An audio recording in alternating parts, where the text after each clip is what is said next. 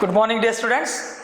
Once again, we will come towards the last point of our topic, that is called as alternating current. So friends, here up till now we have discussed all the points regarding to AC applied to different circuits, your pure L, pure R, pure C, and now we will start to move for some special circuit. Just like we studied your LCR circuit yesterday. So now what will happen?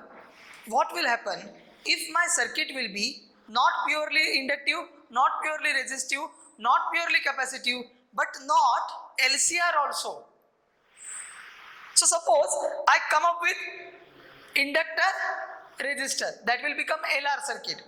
I will come up with capacitor, resistor, that will be CR circuit. So in this way, if my circuit is there, then what will happen? What I want to suggest you that once we are having capacitor, out of the resistor, inductor and capacitor, but your capacitor has charging and discharging.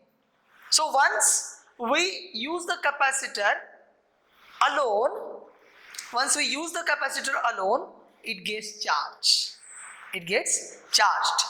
Charge is stored in the capacitor. And if we connect the same capacitor to another network, it gets discharged. It gets discharged. So what happens? Now, once the capacitor will get charged, and we will take it out, and if we connect it to the another component, it will get discharged through that component. Now capacitor charging, discharging will not be straight. Discharging will be exponentially decreasing. So once the capacitor will get discharged, the charge will change with respect to time. So it will change the current passing through that component, and that component is itself my inductor. So that part is the last part we will study today. Before that we have to go with such combinations. जैसा मैंने आपको बोला है, क्या बोला है? CR, capacitor and resistor, LR, inductor and resistor. So if we will take that combination of two, then what will happen? It's very simple. No need to be very crucial about that. Okay, तो आपको क्या ध्यान में रखना है? So important concepts to note. ये मैंने आपको पहले ही दिया है, important concept to note. खाली मैं उसका रिवाइज करने वाला हूँ, और उसके बाद हम जाएंगे especially whatever the circuits are there, for those circuits we will go. तो पहला आएगा आपका इम्पीडेंस. इम्पीडेंस कैसे बताया मैंने आपको? Impedance Z will be equal to number 1 A, उसको बोलता हूँ इम्पीडेंस. ये पूरा आपका हो चुका है इम्पीडेंस को बोलूँगा मैं Z will be equal to root of R square plus XC minus XL bracket square. हो गया बेटा? तो ये इम्पीडेंस का equation, I can change the equation of impedance in the form of your XC and XL. तो अगर मैं if I will take the components, so if we put XL is equal to omega L and XC is equal to 1 by omega C, तो क्या बन जाएगा बेटा? तो ये बन जाएगा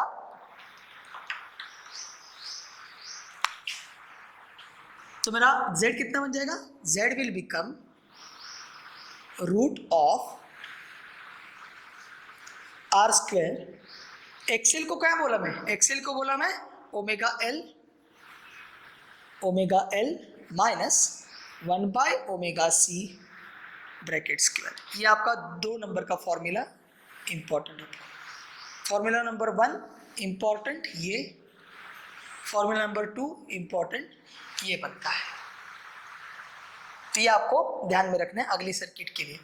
दूसरा वैसे ही बन जाएगा अबाउट tan phi. तो tan phi कैसे बनता है वो भी आपको मैंने दिखाया है, तो यहाँ पे फिर से करके दिखाता हूँ. तो आपको ये चीज़ you have to keep in mind. ये बन जाएगा मेरा VR, इसको क्या बोलने का? VR. छोटा वाला है इसको बोलने का VC, और ये जो थोड़ा सा बड़ा वाला है इसको बोलने का VL, ओ सॉरी इसको बोलने का VL और इसको बोलने का VC। तो यहाँ पे मेरे को क्या मिलेगा बेटा, यहाँ आके मेरे को मिलेगा ये मेरा VC माइनस VL, इसको बोलता हूँ मैं VC माइनस VL, और ये जो ट्रायंगल बन जाएगा, सॉरी ये जो पैरेललोग्राम लॉ पैरेललोग्राम बन जाएगा उसका ये आएगा रिजल्टेंट। ये आपको मैंने सिखाया है पहले।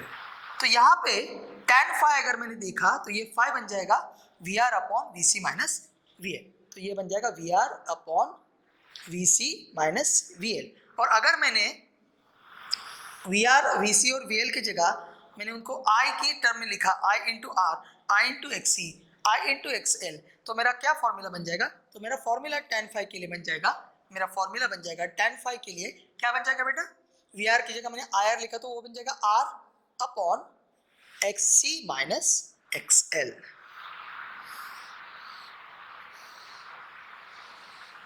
तो इसी चीज को अगर हम आगे लेके जाए, ये तीसरा बन गया, ये चौथा फॉर्मूला। दिस फोर फॉर्मूले are very important as you consider the AC applied across the combination. तो ये आपको ध्यान में रखना पड़ेगा, और ये ध्यान में अगर आपने रखा है तो there will not be any problem while studying the topic AC। Okay, so now we shall go for another one. Next one क्या बन जाएगा बेटा, नेक्स्ट वन आपका बन जाएगा नंबर 1, उसको बोलते हैं LR सर्किट। तो LR सर्किट का मतलब क्या बन जाएगा, only for PSA, okay, only for solving problems, बाकी कुछ नहीं है इसमें। आपको प्रॉब्लम सॉल्व करने के लिए इसको यूज करते हैं। तो हम क्या बोलेंगे इसको, AC applied to combination of AC applied to combination of L and R। तो यहाँ पे मैंने मेरा कॉम्बिनेशन में बनवा के लेता हूँ आपके सामने। तो ये बन गया मेरा इंडक्टर, इसको मैं L बोलता हूँ, और इसको बोलता हूँ रेजिस्टर, इसको बोलता हूँ R।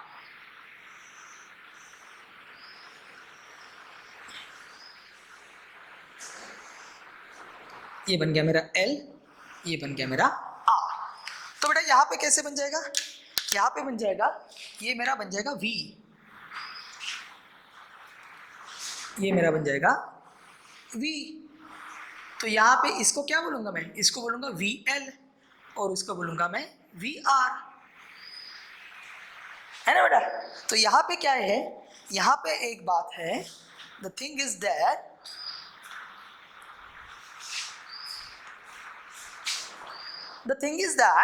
अपने पास यहाँ पे कुछ C नहीं है, there is no C in our circuit. तो क्या करेंगे, अगर C नहीं है आपकी सर्किट में तो क्या करेंगे, तो यहाँ पे R not equal to 0, L not equal to 0, but C equal to 0। तो इसका मतलब क्या आएगा, इसका मतलब आएगा आपका XC will be equal to 0। अगर XC 0 है, देयरफॉर आपका VC भी 0 बन जाएगा। तो आपका V कितना बन जाएगा, V will become VL plus VR। तो V कितना बन गया मेरा, VL प्लस VR बन गया। तो इसके बाद में after this what we will study, अगर VL प्लस VR है तो मेरा फेजर कैसे बन जाएगा। तो यहाँ पे आपको फेजर निकाल के दिखाता हूँ मैं। तो अभी बेटा हम दिखते हैं इसका फेजर कैसे निकालेंगे। हाँ बेटा, so first we will see the phasor and then we will go for the impedance and everything. So phasor कैसे निकलेगा, then you are knowing that when we are applying pure inductor, okay. तो मैं आपको फिर से यहाँ पे दिखाता हूँ। प्योर R के लिए I एंड V क्या मैं बोला हूँ, इन फेज, और प्योर CL के लिए I leads V, sorry I lags V by pi by 2। तो अगर यहाँ पे मेरा करंट वोल्टेज को पाई बाय 2 से लैग कर रहा है, इसका मतलब V leads I by pi by 2। V I को कैसे लीड करेगा, पाई बाय 2 से लीड करेगा। अगर वी आई को पाई बाय 2 से लीड करेगा इसका मतलब क्या होगा, if the V will lead I by pi by 2 तो ये आई और ये आई ये दोनों भी कांस्टेंट रहेंगे। ओके तो बेटा ये दोनों भी आई अपने सर्किट में कांस्टेंट रहेंगे। तो अगर ये आई और ये आई दोनों भी सेम है इसका मतलब यहाँ पे भी whatever is my V that will lead our R means VR by pi by 2। तो यहाँ पे the important thing to note down, तो इसको बोलने का VR, इसको बोलने का आपका VR, क्या बोलेंगे आप, VR, और इसको बोलने का VL। तो अभी अगर मैंने इनको जोड़ा, if I connect them then what will happen, this will be the resultant and this will be my V। इसको बोलता हूँ मैं V और इसको बोलता हूँ phi। तो बेटा कैसे आंसर निकलेगा देखो, अभी एकदम सिंपल है। तो इस केस में मैं लिखता हूँ पहले नंबर 1 मेरा impedance, I will try to write my impedance, Z will become, तो इम्पीडेंस कैसे दिखेगा, लिख के दिखाता हूँ आपको, impedance will become Z will be equal to root of R square plus XC, तो जीरो है यहाँ पे तो जीरो लिखा, माइनस XL ब्रैकेट स्क्वायर, इसका मतलब क्या बन जाएगा, Z will be root of ये पूरा मेरा R स्क्वायर प्लस ये XL स्क्वायर, बस ये इंपॉर्टेंट फॉर्मूला है। This is the important formula for your impedance. Okay इसको नोट डाउन करो। इसके बाद में बेटा, इसके बाद में इसको मैं इंपॉर्टेंट कर देता हूं।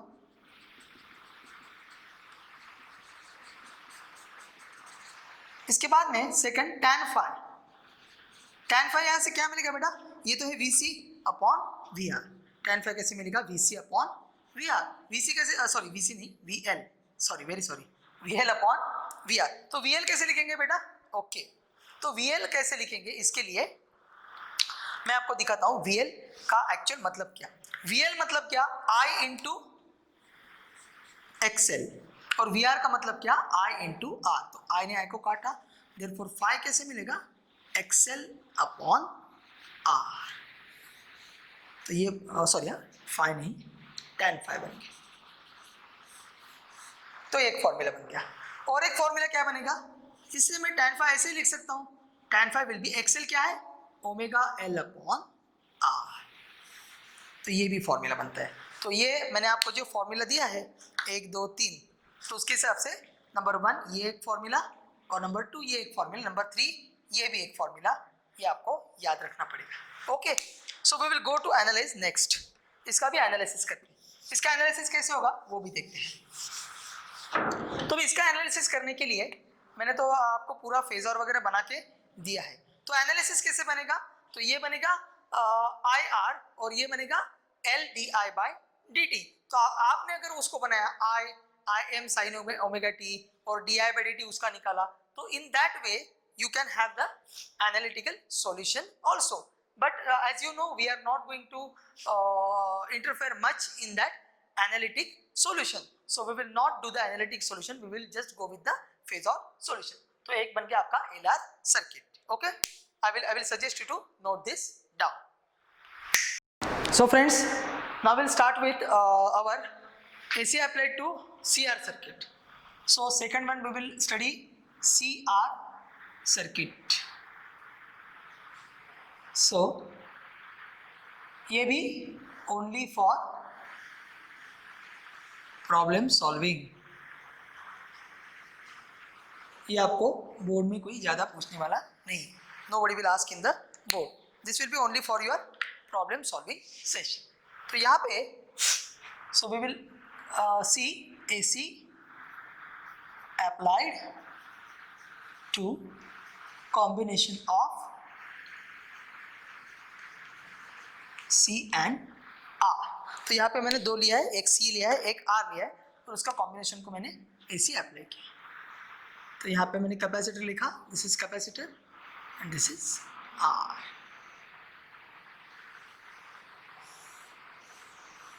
तो ये भी सिंपल है एकदम, इसमें भी कुछ ये डिफ्रेंशिएट करने का ज़रूरत नहीं, बाकी कुछ एकदम सिंपल में आएगा आपका।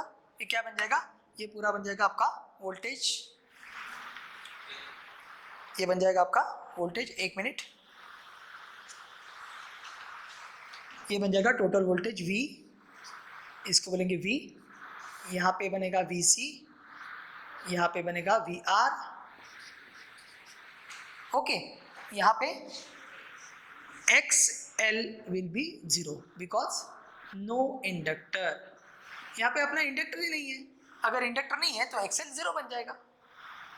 इंडक्टर 0 है तो V मेरा कितना बन जाएगा 0, तो मेरा V कितना बन जाएगा बेटा, V will be root under root VR square plus VC minus 0 bracket square, तो V कितना बन जाएगा मेरा under root VR square plus VC square बन जाएगा, है ना बेटा। VR square plus VC square बन जाएगा, ओके बेटा।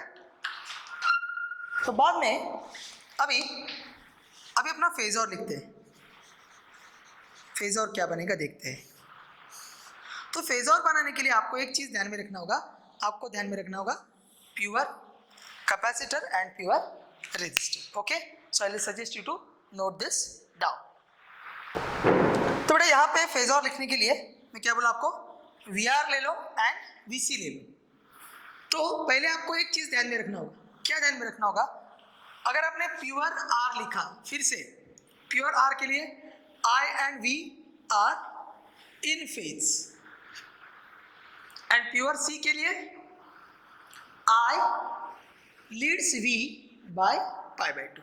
तो अगर I V को लीड करता है तो V will lag behind I by pi by 2, तो ये इंपॉर्टेंट है। तो ये I अपना कांस्टेंट है, तो अगर यहाँ पे V और I सेम है और यहाँ पे V है, ये I को क्या कर रहा है, लैग कर रहा है। इसका मतलब है here VC will lag behind VR by pi by 2। तो यहाँ पे दिखाने के लिए मेरे को ये ऐसा नहीं लिख सकता, मैं थोड़ा सा मेरे को नीचे लिखना पड़ेगा। अगर मैंने R को अपना along X ही लिया, if I take my R itself along X, तो यहाँ पे मुझे दिखाने के लिए अगर इसको मैं R बोला, if I call this to be VR, तो my VC will become like this, VC ये pi by 2 बन जाएगा, और ये बन जाएगा मेरा रिजल्टेंट, ये बन जाएगा V, ओके। और ये बन जाएगा 5, लेकिन ये उल्टा फोर्थ क्वाड्रेंट में है तो ये माइनस आएगा, समझ गए बेटा। तो यहाँ पे क्या बन जाएगा मेरा, देयरफॉर tan phi कैसे बन जाएगा, माइनस VC अपॉन VR। तो बेटा tan phi कितना बन जाएगा, tan phi बन जाएगा minus I into XC upon I into R। So tan phi कितना बन जाएगा, tan phi बन जाएगा माइनस XC अपॉन R। तो ये माइनस साइन क्यों आएगा, क्योंकि मेरा VC ये नीचे है, ये अगर मैंने इसको बेस लिया तो VC मेरा निगेटिव हो जाएगा। Are you getting my point. So यहाँ पे इम्पीडेंस ढूंढ लेते हैं। Now will go for finding out the impedance, okay.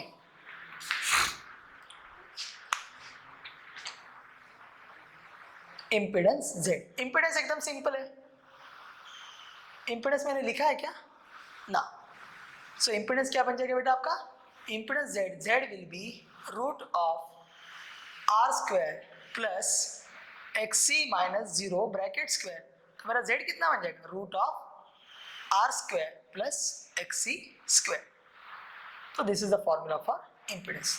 तो बेटा आपने देखा होगा यहाँ पे क्या बन जाता है, यहाँ पे depending on the situation we will make the value of XC और वैल्यू ऑफ XL और R will make it 0।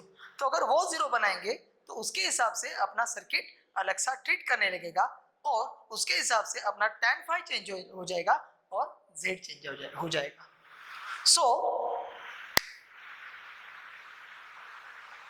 in general for any two combinations, ये important है,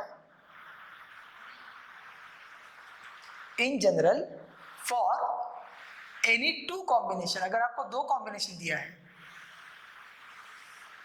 अगर आपको दो कॉम्बिनेशन दिया है तो आपको क्या करने हैं,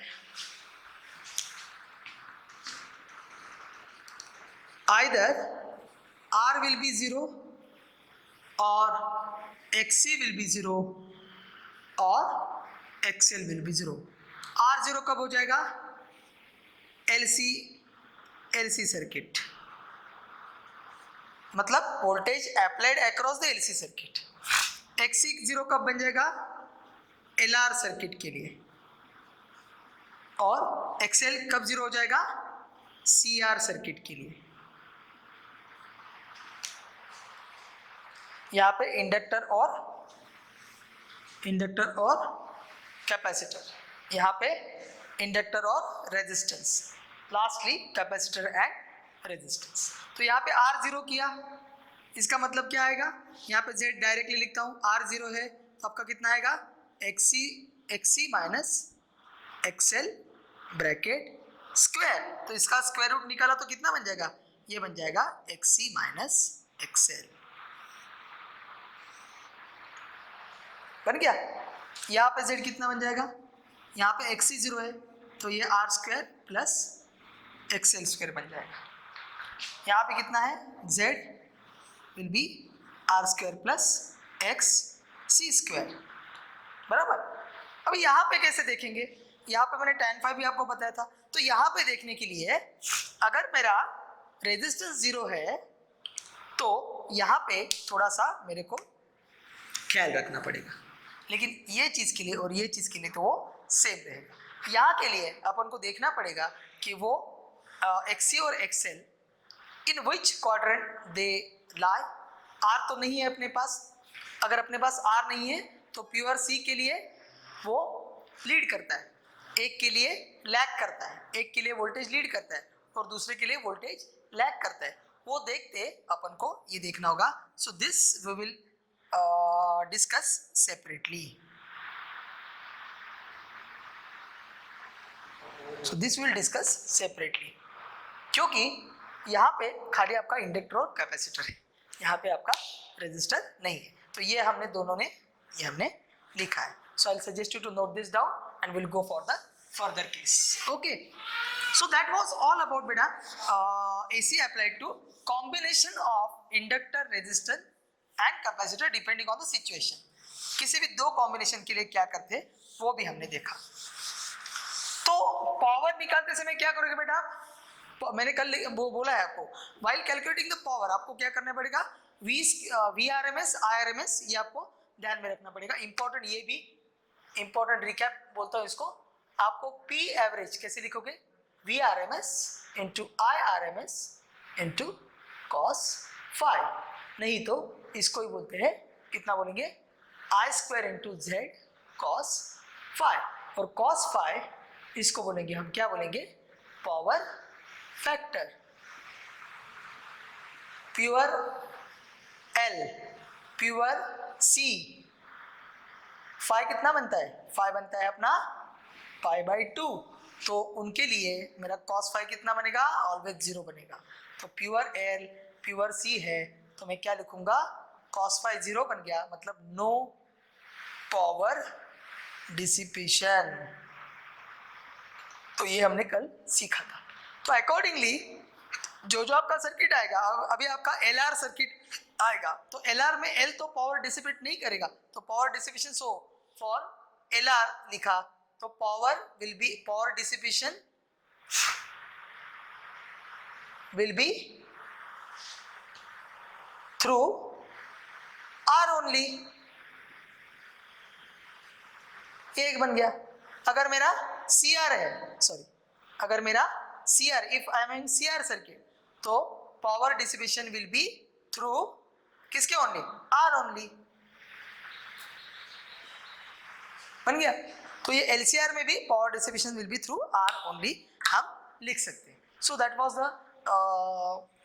इंट्रोडक्टरी पार्ट और like revision part for the power. तो इस सर्किट में भी हम पावर निकाल सकते हैं. And last yesterday also I told you, what I told you is that while calculating power or while calculating any value, you have to keep in mind, आपको क्या याद में रखना होगा, you have to keep in mind that we will always take RMS value. So in while solving the problems yesterday also I have told you, in between the lecture was there, I have told you that while calculating the power or while calculating current, voltage, our values will be always taken as RMS and peak value will not be taken. If they are giving in the problem the peak value is there, then you have to convert it into the RMS value by dividing it by √2. So peak value को आपने √2 से divide किया तो आपको मिलेगा RMS value. So that was all about, and now we shall move towards the very last point of this topic.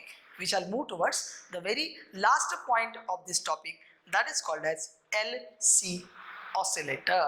What it is called as LC oscillator. LC oscillator. तो इसको oscillator क्यों बोलते हैं, इसका पर्पस क्या है, वो भी हम अभी सीखेंगे. ओके,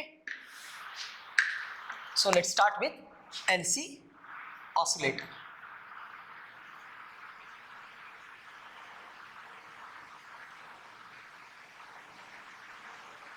ओके, तो while studying LC oscillator, student, you can directly, we can directly compare it. किसके साथ कंपेयर कर सकते हैं? With simple harmonic oscillator. मतलब SHO बोलते हैं ना उसको, SHO. तो we can directly compare with simple harmonic oscillator.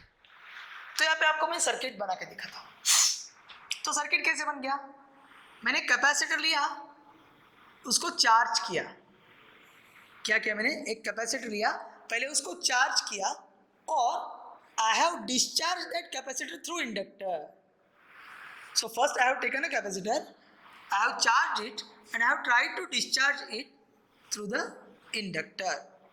तो यहाँ पे I have not used any outside AC supply. So here I have not used any outside AC supply. तो ये क्या बन जाएगा? ओके, तो यहाँ पे मैं क्या बोलता हूँ कि let me repeat, I have taken, so consider a capacitor of capacitance C. Consider a capacitor of capacitance C. Let the capacitor is fully charged. Capacitor को मैंने क्या किया, कैपेसिटर को किया मैंने fully charge and connected to inductor of inductance L. Inductor of inductance L. Due to this, what will happen? As shown in the figure. Due to this, what will happen? That is, now the capacitor will start discharging. बराबर ना, पहले उसको charge किया, उसको inductor को connect किया. The moment you connect it to the inductor, it will get start discharging through the inductor. So now the capacitor will start discharging. किसके साथ? Discharging through the inductor.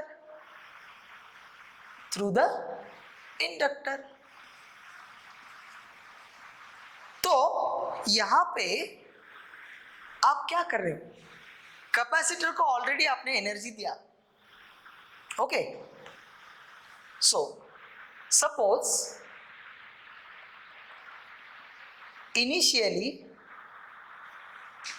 while capacitor, ये पूरा descriptive है, मैं लिख के दे रहा हूँ, इसका मतलब आपको मैं बोलते बोलते आप उसको बोर हो जाओगे, इसलिए बोर्ड पे भी लिख के दे रहा हूँ, you may note down that. So suppose initially while capacitor is fully charged,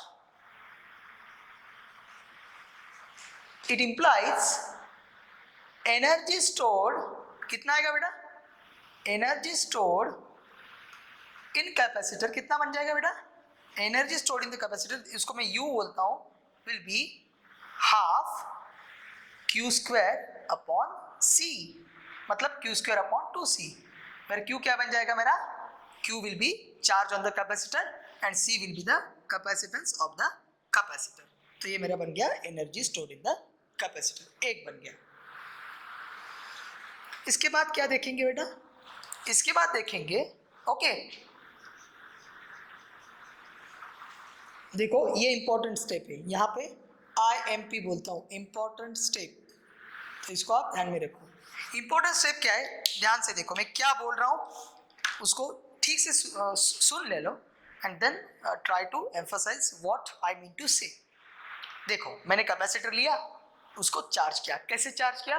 fully charge किया. So consider capacitor of capacity C, let the capacitor is fully charge and connected to inductor. Fully charge करने के बाद क्या किया? Inductor को connect किया. जब मैंने उसको इंडक्टर से कनेक्ट किया तो मैं क्या लिखा? Now the capacitor will start discharging through the inductor. तो इनिशियली क्या किया मैंने? Initially when it was fully charge, मैंने कितना एनर्जी दिया आपको मालूम है? Q square upon 2C, that is half Q square upon C. बराबर? ओके. तो now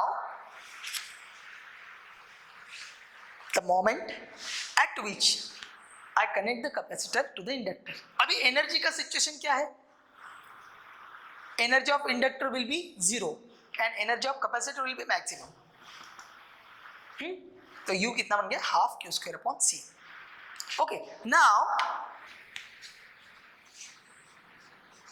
once the capacitor is connected, इसको सब आपके पास लिख के ले लो, to inductor, energy of capacitor will be provided for inductor. जो कुछ एनर्जी अपने कैपेसिटर में ऑलरेडी उसके अंदर है, whatever is there for inductor. Okay, ये होता चलेगा. आफ्टर सम टाइम क्या हो जाएगा? ये प्रोसेस चालू रहेगा. आफ्टर सम टाइम क्या हो जाएगा इसका? while all the energy of the capacitor will be transferred to inductor, capacitor energy will be 0. So after a sufficient time, when all the energy in capacitor will be transferred to inductor. तो now ये क्या बन जाएगा अभी? Therefore now energy stored in inductor, energy stored in inductor कितना बन जाएगा बेटा? हाँ, इसको U बोला तो इसको मैं K बोलता हूँ. कि क्यों K बोलता हूँ? ये भी इसका मेरे पास मीनिंग है. इन energy stored in inductor half LI square, ये बन जाएगा मैक्सिमम वैल्यू. इसको क्या बोलते हैं? Maximum value. और यहाँ पे मैं लिखा था ये भी मेरा बन जाएगा maximum value. So I hope you have understood this. I suggest you to note this down. इसके बाद हम आगे चलेंगे. समझ गया बेटा क्या क्या किया? पहले कैपेसिटर लिया, उसको चार्ज किया पूरा, उसका एनर्जी कितना बन गया? Q square upon 2C, that was the maximum energy. बाद में उसको इंडक्टर से कनेक्ट किया, मतलब capacitor started discharging through the inductor. ये स्टार्ट होने के बाद पूरा टाइम दे दिया, तो पूरे टाइम के बाद क्या हो गया? पूरा कैपेसिटर का पूरा जो एनर्जी था वो इंडक्टर में ट्रांसफर हो गया. उस टाइम को मेरे कैपेसिटर का एनर्जी कितना हुआ, 0 हुआ, और now energy stored in the inductor K will be half Li square, and energy stored in capacitor U will be 0 because उसका एनर्जी सब चला गया. Are you getting my point? Yes? Okay. तो आप बोलोगे सर इसमें क्या नई बात क्या है, एक बार कैपेसिटर लिया, उसको चार्ज किया और उसको जोड़ा इंडक्टर के साथ, इंडक्टर को एनर्जी उसने ट्रांसफर किया, बात खत्म ना. ऐसा नहीं होता है. क्यों, दिखाते. अभी इसी को ही मैं क्या बोला, we can directly compare it with simple harmonic oscillator. तो ये तो बात है. तो क्या होता है इसको हम भी देखते हैं. So before that I will suggest you to note this down. So friends, here we have studied about the everything, whatever we started with the capacitor, which have given the energy to the inductor. Now, so the main point of this is that, main point in this is, जैसे आपको बताया कि आपने सोचा होगा कि ये capacitor एक बार उसको चार्ज कर देगा, सॉरी डिस्चार्ज हो जाएगा, उसके बाद क्या, तो that we will see now. So actually what happens, inductor has its self inductance. Are you getting my point? तो inductor has its self inductance. तो क्या हो जाता है बेटा, so our inductor, it has its own self inductance.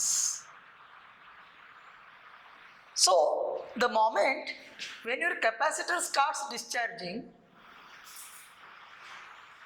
the moment your capacitor start discharging, क्या होता है बेटा, it changes the current, है ना बेटा, it gets discharged na. So if we'll have structure of Q versus T for capacitor discharging, तो ये अगर डिस्चार्ज होने वाला कैपेसिटर है उसके लिए लिखा, तो कहाँ पे आपको वो मिल जाएगा,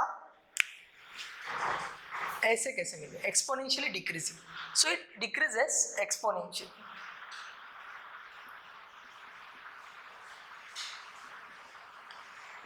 So slope will be of course minus dq by dt, that will be your I, will not be constant.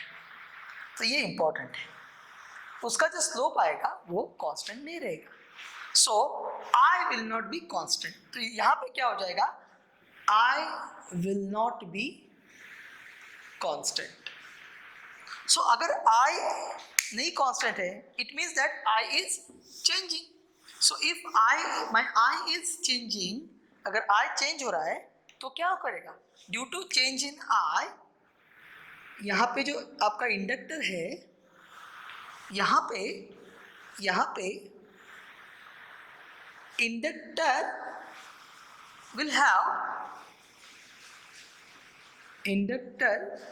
will have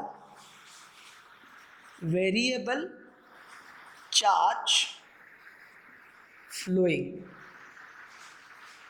So अगर वेरिएबल चार्ज फ्लो होगा इंडक्टर से, इसका मतलब क्या है, इंडक्टर के अंदर में जो करंट है, सो करंट विल वैरी. अगर करंट वैरी करेगा, if the current is getting varied, तो क्या हो जाएगा, मैग्नेटिक फ्लक्स. करंट है ना इसमें, तो इसमें अगर करंट वैरी कर रहा है तो इंड्यूस करेगा ना. So magnetic flux related with inductor will change. So यहाँ मैं इसको ऐसे दिखाता हूँ, ये मैग्नेटिक फ्लक्स जो है, the magnetic flux related with inductor will change, therefore EMF will be induced in the inductor. इसके चलते क्या हो जाएगा, अपना ईएमएफ इंडक्टर में ईएमएफ इंड्यूस हो जाएगा। तो बेटा अगर आपके इंडक्टर में if your inductor if the EMF will get induced, so shall I consider like this. अभी आपका इंडक्टर एक बैटरी की तरह ट्रीट हो जाएगा और वो क्या करेगा, so due to the EMF what will happen, capacitor will again start charging. Capacitor will again start charging. तो पहले क्या हुआ, पहले मैंने कैपेसिटर चार्ज करके लिया आउटसाइड से चार्ज करके लिया उसको, then I connected to the inductor. Now capacitor starts getting discharged through the inductor. लेकिन प्रॉब्लम क्या है, अगर कैपेसिटर डिस्चार्ज करने लगता है तो करंट वेरी होता है, चार्ज फ्लो हो जाएगा ना, पहले ज्यादा हो जाएगा, बाद में स्लोली कम चार्ज होते उसका करंट डिक्रीज हो जाएगा। तो अगर इंडक्टर में से करंट डिक्रीज हो रहा है, इसका मतलब उसके अक्रॉस का जो फ्लक्स है, magnetic flux, that will get change and due to change in flux again EMF will be induced in the inductor. अगर इंडक्टर में ईएमएफ इंड्यूस होता है तो कैपेसिटर के लिए क्या हो जाएगा, it will be just like the battery. Hypothetical मतलब वहां पे कोई बैटरी नहीं होता है, हाइपोथेटिकल कंसीडरेशन। ये क्या है, इंड्यूस्ड ईएमएफ।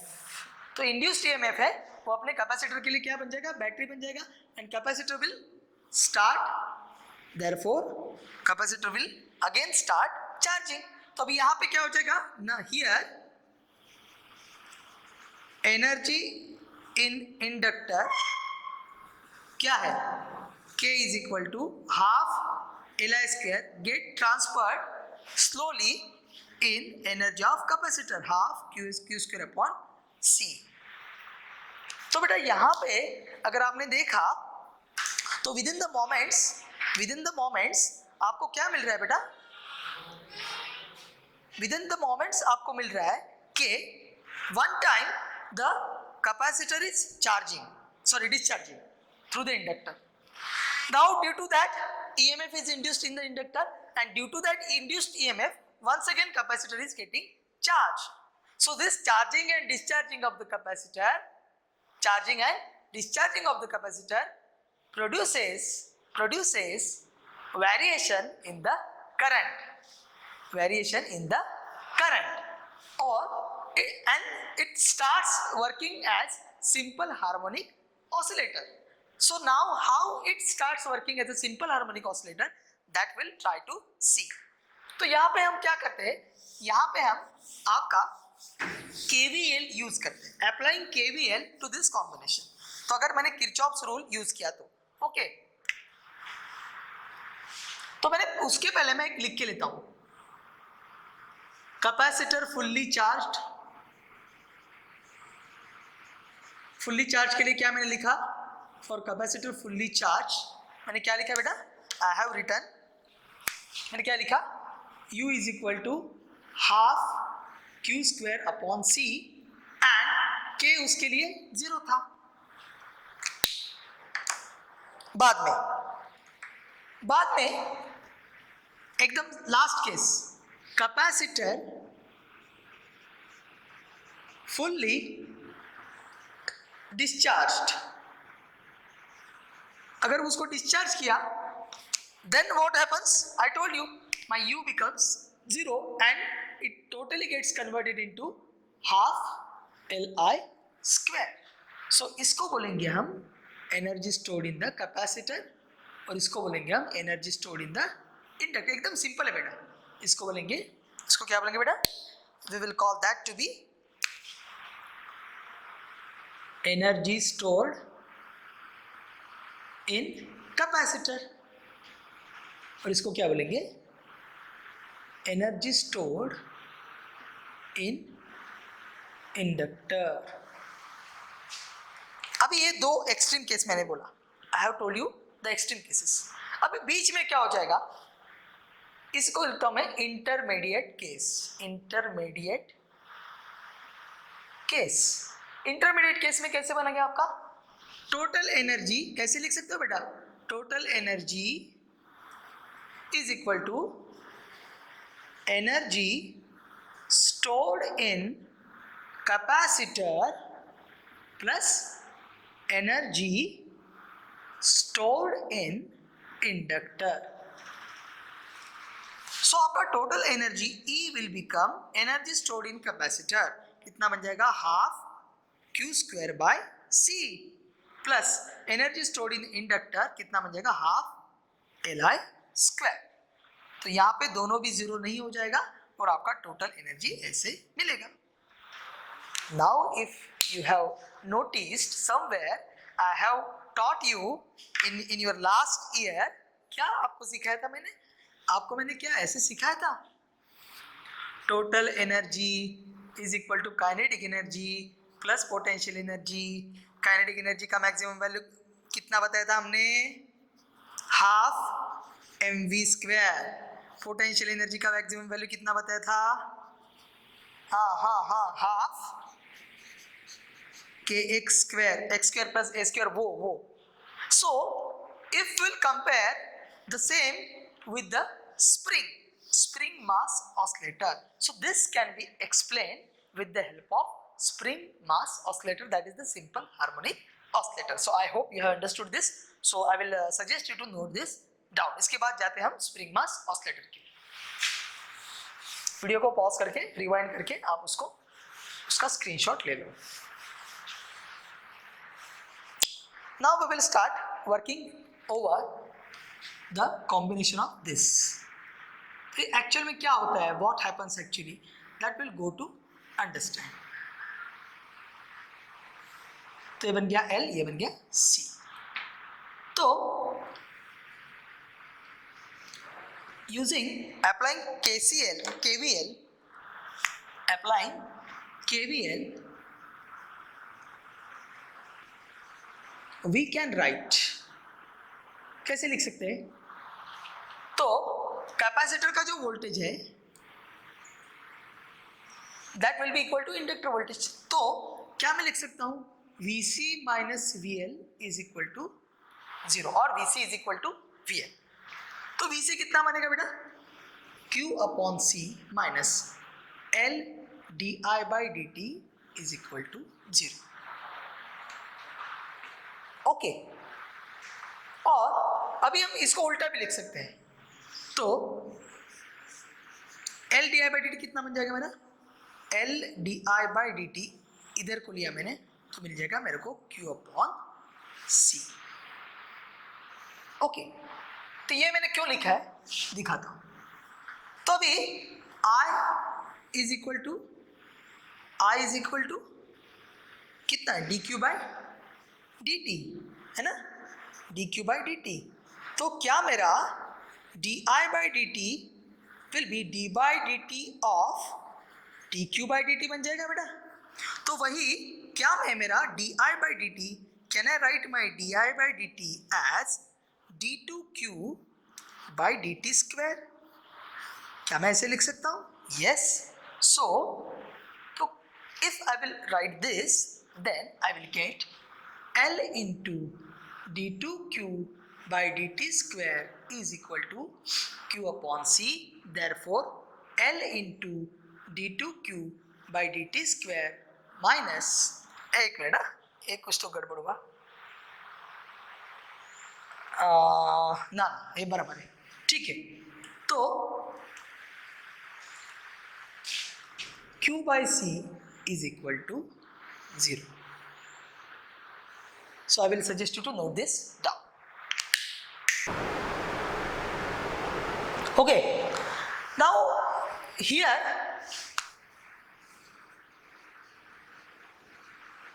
मेरा I जो है वो बढ़ रहा है घट रहा है, my I is not increasing, it is decreasing. Why? Capacitor is getting discharged through the inductor. Here I is decreasing.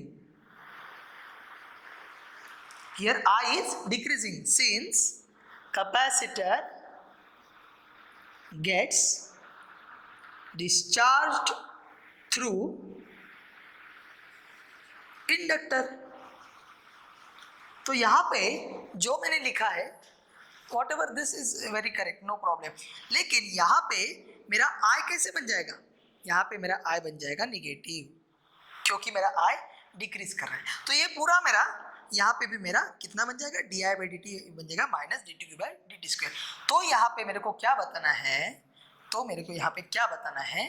तो यहाँ पे मेरा ये ऐसा बन जाएगा और ये बन जाएगा माइनस क्यू अपॉन सी। तो instead of that, let me suggest you to make one more thing, that यहाँ पे आप इसको प्लस वन। तो now we can compare. Don't be getting means उसमें कंफ्यूज मत करो खुद को। ये माइनस लिखा है, ये केवीएल यूज किया है मैंने, किरचॉफ्स रूल। जो मैंने वोल्टेज अक्रॉस कैपेसिटर है वही वोल्टेज अक्रॉस इंडक्टर है, मतलब VL is equal to VC। इसके लिए VC माइनस VL जीरो आ गया, इसीलिए मैंने ये लिखा। तो एक्चुअली यहाँ पे निगेटिव ही रहेगा, लेकिन मेरा क्या है? I is equal to decreasing है ना, तो मतलब रेट ऑफ चेंज डिक्रीज कर रहा है, तो उसको निगेटिव रखना पड़ेगा। तो यहाँ पे D I by D T में लिखूंगा minus D T by D T square, okay, वो आएगा। तो यहाँ पे अगर मैंने वो लिखा तो क्या बन जाएगा? माइनस माइनस प्लस बन जाएगा, और ये क्यू बाई सी इधर लिया, इसलिए मैंने इसको ऐसे लिखा है। So don't worry about that, don't be getting confuse. यहाँ पे मैं उसको माइनस ही लिख देता हूँ, क्योंकि यहाँ पे D I by D T, जब मैं D I by D T को कन्वर्ट करूँ minus D two Q by D T square, तो उस टाइम को क्या हो जाएगा? इसको ठीक से कर देता हूँ। उस टाइम क्या हो जाएगा? ये माइनस और ये माइनस, ये प्लस हो जाएगा। तो ये मतलब ये प्लस हो गया, ये प्लस हो गया, लेकिन ये भी प्लस है, तो ये जाके इधर माइनस हो गया, माइनस क्यू अपॉन सी। तो यहाँ पे ये हो आ गया आपका, और ये आपका इक्वेशन बन गया। Comparing with differential equation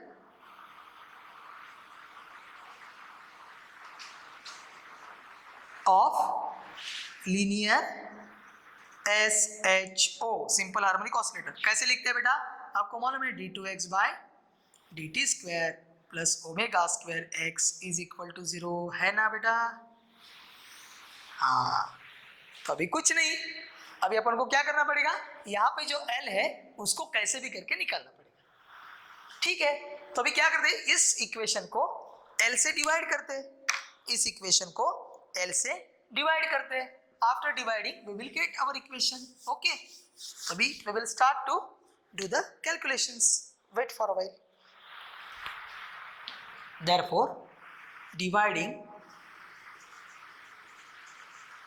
by L both sides, और इसको मैं बोलता हूँ equation star. Equation star becomes, कैसे बनेगा बेटा? इक्वेशन स्टार becomes कैसे बनेगा?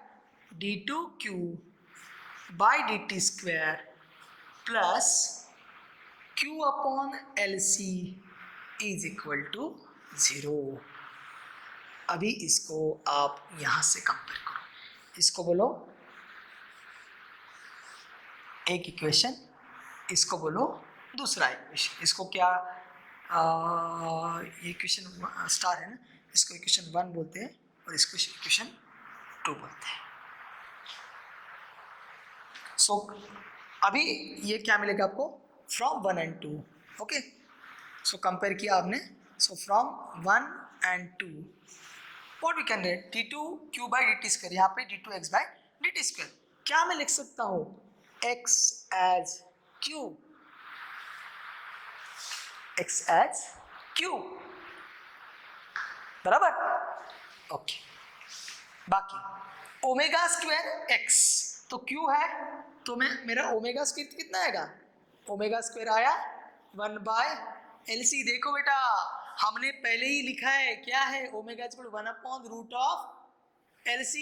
कहाँ पे लिखा था? जरा याद करो, रेजोनेंस कंडीशन में लिखा था। In the condition of resonance we have written omega equal to 1 upon root of LC। वो यहाँ पे हमको मिल गया। Are you getting my point? वो मिलने के बाद वो मिल गया, ओके। तो ओमेगा कितना मिल गया यहाँ से? तो ओमेगा मिल गया 1/√LC। लेकिन मेरा ओमेगा कितना आता है, omega is equal to √K/m। तो √K/m मैं कैसे लिख सकता हूँ, √1/LC। ओके, तो यहाँ पे 1/C को आप K बोल सकते हो एंड इंडक्टर को आप M बोल सकते हो। 1/C को आप क्या बोल सकते हो, K बोल सकते हो एंड L को आप M बोल सकते हो। Inductance of the inductor can be considered as a mass. The displacement can be considered here as a charge because it is moving. Omega square can be considered as 1/√LC if we'll compare that K/m, because m omega square is equal to m d2x/dt square is equal to omega square x। यहाँ पे m भी चाहिए ना, बराबर। तो K/m उसको लिखा है उधर, अगर ओमेगा को K/m लिखा है मैंने तो वो अपन को मिल जाएगा। तो यहाँ से in this way if we'll consider this circuit as the oscillating circuit, then we'll come to know that the circuit oscillates same like a simple harmonic oscillator, varying between the energies half Q²/C to half Li², where the total energy can be considered as half Q²/C plus half Li²। इसको भी boundary condition आएगा, mean position आएगा, extreme position आएगा, कौन सा आएगा, एक बार आएगा half Q²/C is equal to total energy, उस time K will be 0 and when my K will be half Li², at that time U will be 0. So the circuit will oscillate between the boundary conditions, boundary mean to extreme, mean to extreme. So mean to extreme to mean to extreme. So we will go to explain that also. Okay, इसको note down करके लो, हम आगे जाते हैं। Okay, तो आगे क्या कैसे करेंगे, तो आगे मैं आपको ऑसिलेटर करके दिखाता हूँ। ओके, जो मैंने आपको in the 11th class we have studied that.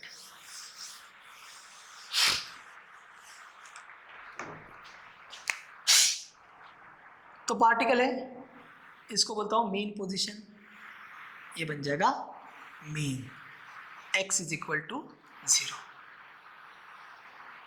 और ये दो पोजीशन को बोलता हूँ मैं एक्सट्रीम 1 एंड एक्सट्रीम 2।